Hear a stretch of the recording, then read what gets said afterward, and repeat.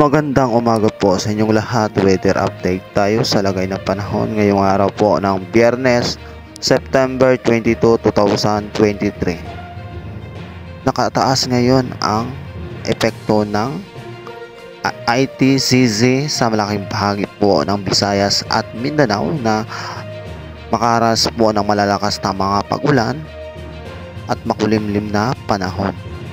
Lumawak po ang epekto ng ITCZ sa malaking bahagi po ng bansa. Apektado na rin po ang Luzon. Kaya paulanin po bukas pa lang ng umaga. Makaranas po tayo ng mga pag-ulan dito sa Luzon. Hindi lang po sa Luzon, pati na rin po sa Visayas at Mindanao. Ayon po sa pag-asa, posibleng may mabubuong bagyo sa loob at labas ng ating Philippine Area of Responsibility na ngayon ay binabantayan po na posible itong lumakas at maging isang bagyo sa susunod na mga araw. Huwag kalimutan mag-subscribe sa aking YouTube channel para sa updates. Magandang umaga po sa inyong lahat.